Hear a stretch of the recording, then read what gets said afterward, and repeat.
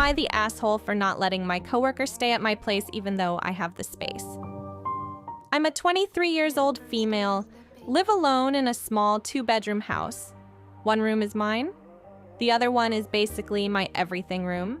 It's my office, my closet, storage. Sometimes I just lay on the floor in there and stare at the ceiling when life sucks. It is not a guest room. I've lived with horrible roommates before, so I worked really hard to be able to afford my own place, and I love having my space. It's literally my safe little bubble. Anyways, one of my female coworkers, who is 25 years old, got into a huge fight with her roommates, and they kicked her out. She was venting at work, and I felt bad and was like, that sucks, oh my God, and even sent her a few places to look at. I was trying to be helpful without inviting chaos into my life. Later that night, she texts me saying, hey, I was thinking maybe I could just crash with you for a few weeks since you live alone and have the space. I literally got that sinking feeling in my chest. No, I'm not even close to her. We're cool at work, but we've never even hung out outside of lunch breaks and complaining about our boss. She doesn't know anything about me, and I don't know her like that.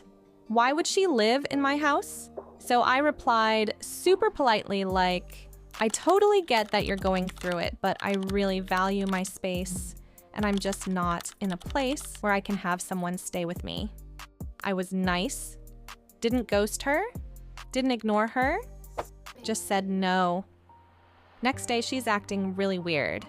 Then another coworker tells me she said I let her be homeless when I have an entire room to myself. First of all, she's staying at her boyfriend's place. Second of all, I pay to live alone. That's the whole point. I don't want to feel tense or uncomfortable in my own space. I don't want to tiptoe around a person I barely know. And I definitely don't want to deal with just a few weeks turning into, I'm looking but nothing's coming through yet for 2 months. Now people at work are acting like I'm the bad guy. Sorry for not letting a coworker move into my apartment because she had a bad fight, I don't think. I feel bad, but also no.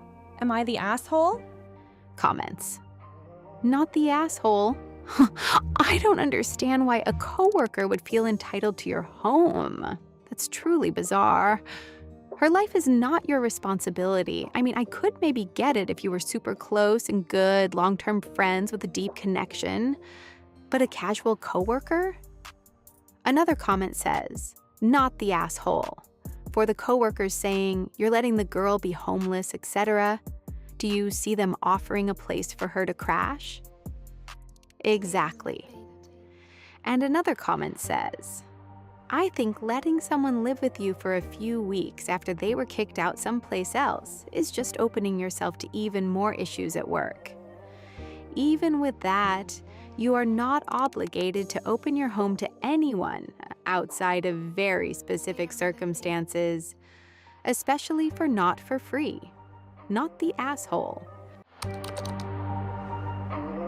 I went for a tire change and I found a tracker under my car placed by my roommate. How do I go about this? I'm a 25 female and my roommate is a 34 male. I moved to a new town last year, only knew one person, stayed with her for a bit until I found a house to rent, but I needed a roommate. She introduced me to a guy she worked with who also needed a roommate because he just got a divorce. I met him first, didn't get weird vibes, seemed nice enough. About 6 months ago, he made the suggestion to be friends with benefits, and I made the stupid mistake of agreeing. We both did not want a relationship. Everything was fine, until he started getting weird and staying up until I got home, questioning me about where I had been and who I was around. I then ended the hooking up, told him I didn't think it was like that. He got mad. I live in a pretty rural area where most businesses are small and family-owned. Since not a lot of people are getting out, I decided to go ahead and get some new tires and support a mechanic shop I go to. I'm there waiting when the guy comes over and tells me he wants to show me something. I'm like, okay. We go over to my car and he bends down and points under at a black box. He asks me if I know what that is and tells me it's a GPS. It took me a second to understand the implications of a GPS being under my car. I was like, so someone put it there? It's clear I have no idea why it's there, and he got actually concerned and told me if I didn't know, I needed to find out. I feel so creeped out because I have no friends here. The friend I knew moved away. There's no other way a GPS would be on my car unless my roommate put it there.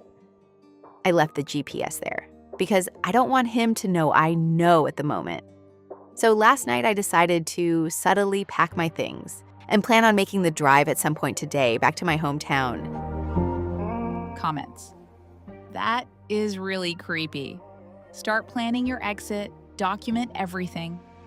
Another comment says, if he has a tracker on your car, he might have some sort of hidden camera in your room or bathroom. I would go to the cops, file a police report, and say you fear for your safety. Also, check your room and bathroom for any hidden cameras. Sometimes they can even look like common household items like phone chargers. Any device that's not yours should be suspect. Good luck. And another comment says, did you buy your car from a small car lot? A lot of small car dealers will put cheap GPS trackers on their cars so they can find it to repossess it if you stop making payments. I hope you can get it sorted out quickly. Stay safe. I went down to the police station early this morning and had them remove it. I don't think there's much they can do besides document it. They asked me some questions and I said I didn't know, but I think it might be my roommate.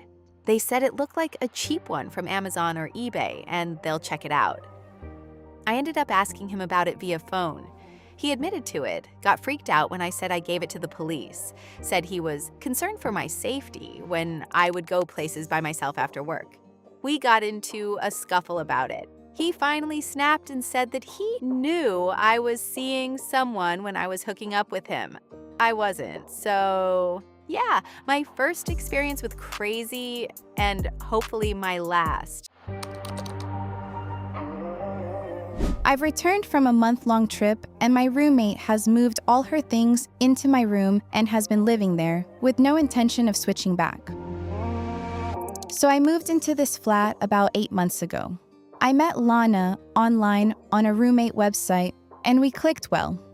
She's a bit younger but seemed mature. We quickly agreed to be roommates. Both of us were under time constraints to find a place to live, but have got on really well so far, up until this.